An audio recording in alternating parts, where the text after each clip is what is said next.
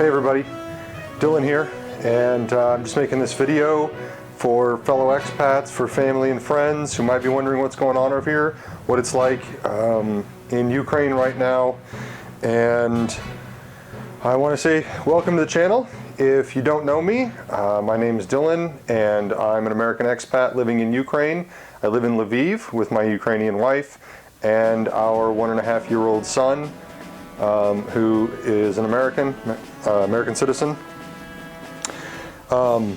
You've probably read in the news that Russia is amassing troops on the Ukrainian border right now, and recently some satellite photos were released by a private satellite imagery company that shows troops amassing to the north of Kiev,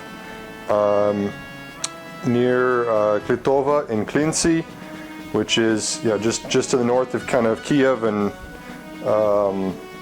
Kharkiv. And of course you have Lugansk and Donetsk, where the Russians have been for some time now, and there's plenty of troops over there. And Russia has recently announced that they're going to be sending troops into Belarus, which pretty much covers which means that Ukraine is pretty much surrounded to the north and to the east by Russian military assets. We are some of the things that people here should probably think about. Some of the things that we're thinking about with this situation are that first of all, we've noticed that in the last couple of days, the hryvnia, the Ukrainian currency, has jumped about 2 points against the dollar. It's up to about a little over 28 hryvnia to the dollar right now. I would expect that to go higher. But you know, I'm not an economist, I'm not an analyst. Everything I say here is my opinion and my opinion only. I've no business commenting on any of this stuff really, but I just want to kind of start a discussion and hear what other people think, and maybe get other people to start thinking about these things in case this situation gets any worse. So yeah, with the banks, there's a possibility that there could be electronic attacks. There were bomb threats in multiple Ukrainian schools in the last few weeks, called in as anonymous tips. These are possibly, although there's no information to verify this, but these are possibly attempts by Russia to destabilize and cause chaos and scare people in Ukraine. I know that schools in Kiev and in Lviv, as well as other cities, were also affected. So this is not a localized thing in just parts of Ukraine, but even in Lviv, and we're way over here on the west, 45 minutes from the Polish border. But you know, if your going back to the finances, you know, credit cards might not work if there's a cyber attack or something like that. So you might want to keep cash on hand in case you need to buy stuff. Another possible issue is the natural gas supply. Ukraine is very dependent upon Russia for natural gas, and it is wintertime, so we're using a lot of it. They use it to heat as well as generate electricity. So if there is a shortage of natural gas, we might be without heat and electricity, hopefully for only a short while. But if you've got some kind of backup system, you might want to, you know, take whatever measures you think are prudent to ensure that you're going to have heat and electricity. We have gotten a propane stove and a pretty good supply of propane.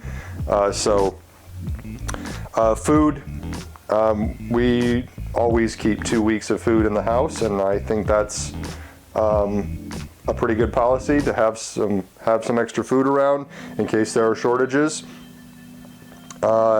Another big concern is borders. I know that today the U.S. Embassy announced that they are evacuating non-essential personnel, and there are, you know, the embassy is staffed with a lot of non-essential personnel, so that's, you know, a fair number of people.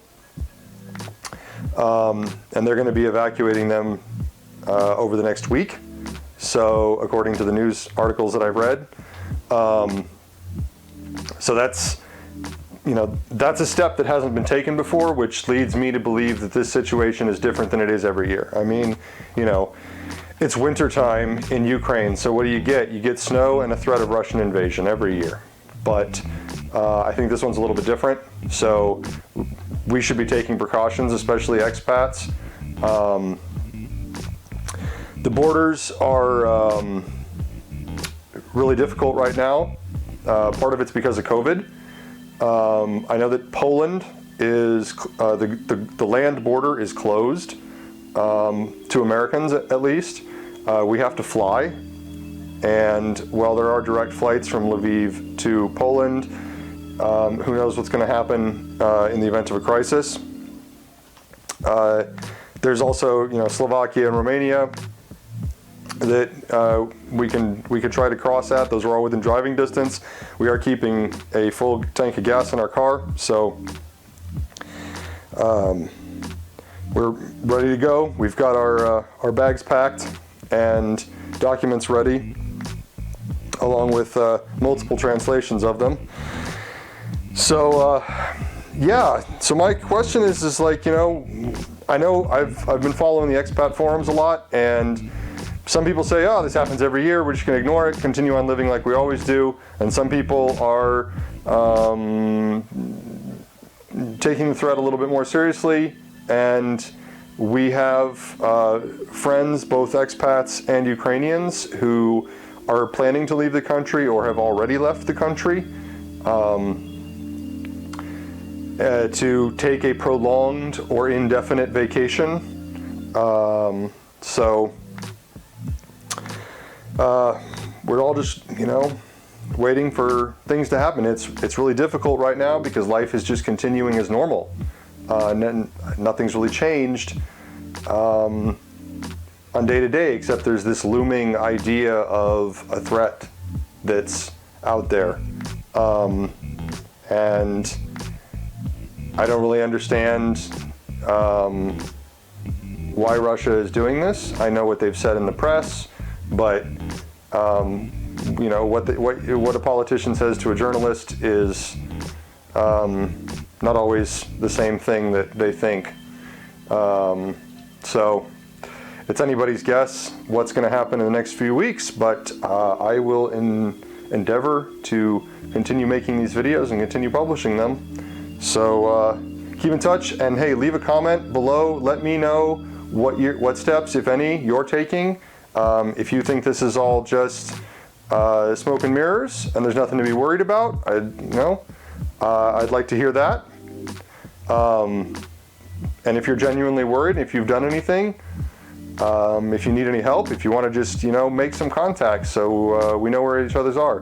The last thing I want to say is, if you're an expat here, no matter what country you're from originally, your embassy probably has some kind of contact list, and you should take steps to be on it.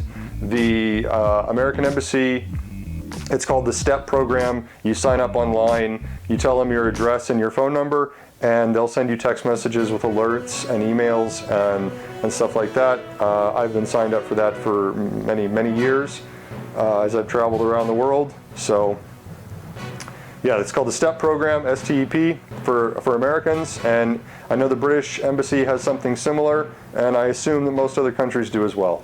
So with that, yeah, leave a comment below. Let me know how you're doing, what you're doing, and take care of each other, and have a good night.